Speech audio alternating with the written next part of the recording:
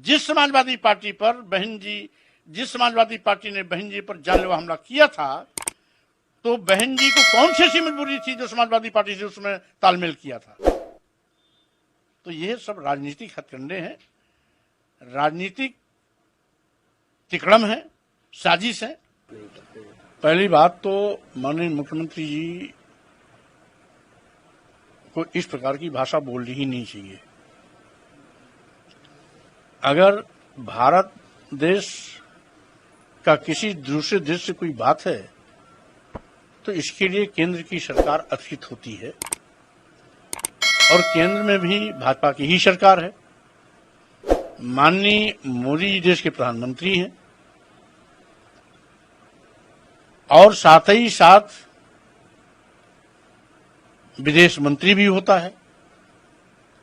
तो बांग्लादेश में यदि अल्पसंख्यक हिंदुओं पर, बौद्धों पर, जैनों पर, सिखों पर कोई भी जनजातीय अत्याचार हो रहा है, हत्याएं हो रही हैं, आगजनी हो रही हैं, तो इसके लिए विदेश मंत्री क्या कान में तेल डाल करके बैठे हुए हैं क्या? इसके लिए क्या माननीय प्रधानमंत्री जी को दिखाई नहीं पड़ रहा है क्या? माननीय प्रधानमंत्री जी और देश के विदेश मंत्री जी इसके लिए अफित हैं। आम जनता कैसे उनसे बात कर सकती है? इसलिए अपनी सरकार के नाकामयाबी को आम जनता पर थोपने की गलती करके माननीय मुख्यमंत्री जी अपनी असफलता को छिपाने की कोशिश कर रहे हैं। मुख्यमंत्री योगी आदित्यनाथ ने हिंदू विभाजित हो रहे हैं, इसी तरह से बांटे जाएंगे तो भविष्य में काटे जाएंगे, इसके लिए भी भाजपा की सरकार जिम्मेदार है।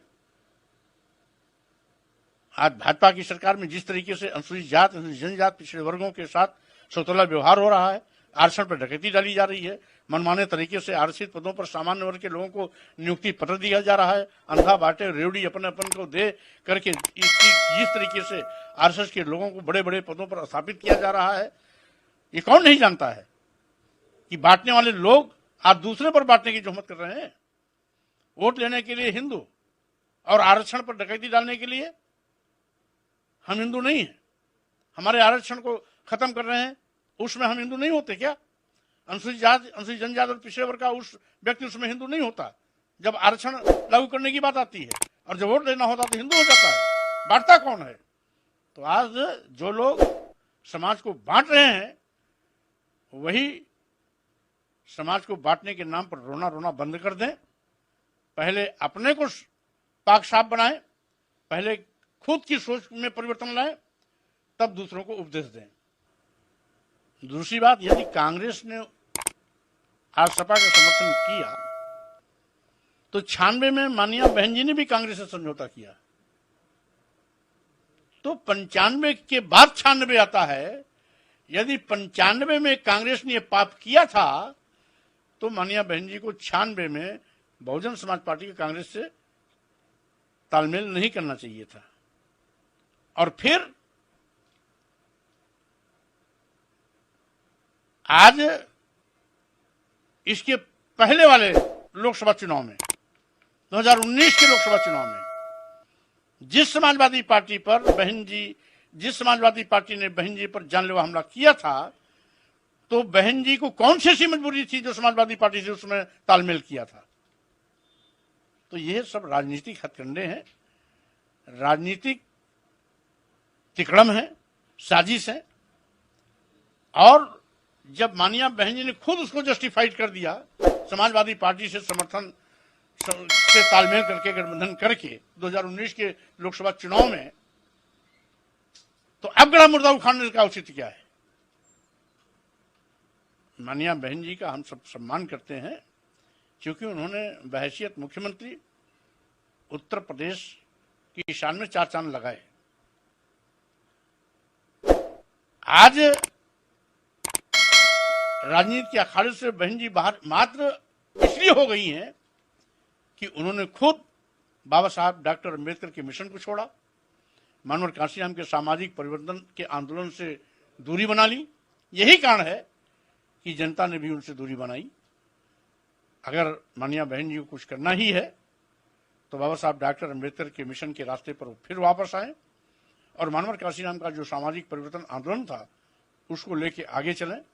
जो बहुजन समाज का मूवमेंट था कि जिसकी जितनी संख्या भारी उसकी उतनी भागीदारी के हिसाब से काम करें। हमारा भी उनके प्रति शुभकामनाएं हैं।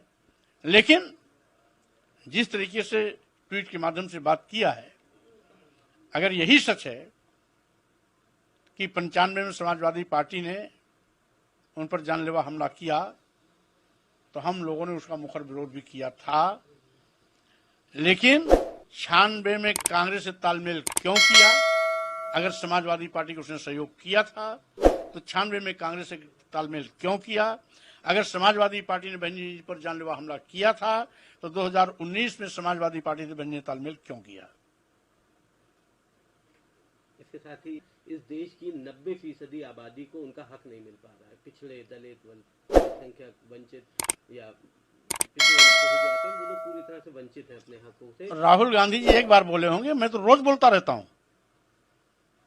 कि इस देश में 90% लोगों के हक पर डकैती डाल करके 10% लोग बैठे हुए हैं। और साथ ही साथ केवल बोलने से बात नहीं बनती। भाजपा के पहले कांग्रेस की सरकार थी, जातिवार जनगणना क्यों नहीं कराई? जातिवार जनगणना करा करके सबकी हकदारी क्यों नहीं दिलाई? कौन रोका था? और आज भारतीय जनता पार्टी भी वही पाप कर रही है। नारा देगी सबका साथ, सबका विकास, सबका विश्वास, सबका भागीदारी क्यों नहीं कर देती? आज जिस तरीके से अनुसूचित जात, जनजात, पिछड़े वर्गों के आरक्षण पर डकैती डाली जा रही है, जिस तरीके से बिना विज्ञापन निकाले उत्तर प्रदेश सभी मेडिकल विश्वविद्यालय, मेडिकल कॉलेजों में professor, reader, associate professor, assistant professor के पदों पर सामान्य वर्ग के लोगों को भर्ती दे दी गई, ये कह करके कि अनुसूचित जात, अनुसूचित जनजात और पिछड़े वर्ग की अभ्यर्थी उपलब्ध नहीं है। जब विज्ञापन ही नहीं निकाला तो उपलब्ध नहीं है का फार्मूला कहां से आ गया? इसलिए केंद्र में बैठी हुई सरकारों की नीयत साफ नहीं। ये सत्ता हथियाने के लिए अच्छा तो बोलते हैं, लेकिन जब सत्ता में आते हैं तो अनुसूचित जात, अनुसूचित जनजात और पिछड़े वर्गों के आरक्षण पर डकैती डालते हैं। आजादी के 75 साल बीत जाने के बावजूद भी आज अनुसूचित जात का आरक्षित कोटा क्यों नहीं पूरा हुआ? अनुसूचित जनजात का कोटा क्यों नहीं पूरा हुआ? और जब से मंडल आयोग की सिफारिशें लागू हुई 27% आरक्षण का कोटा क्यों नहीं पूरा हुआ? है जवाब किसी के पास? इसका जवाब न कांग्रेस दे सकती है न भाजपा दे सकती है। तो स्वाभाविक रूप से घड़ियाली आंसू बहाना बंद करें कांग्रेस के नेता, भाजपा के नेता। और 90% लोगों को हकदारी अगर नहीं मिली है तो इसकी लड़ाई न राहुल जी लड़ सकते हैं न मोदी जी लड़ सकते हैं। ये 90% आबादी ही जिस दिन ठान लेगी, सड़क पे आएगी, इन सबको सत्ता से बाहर भी करेगी और साथ ही साथ अपना हक भी लेके रहेगी। सीधे नहीं देंगे, आंदोलन से देना पड़ेगा। इसलिए यह लोग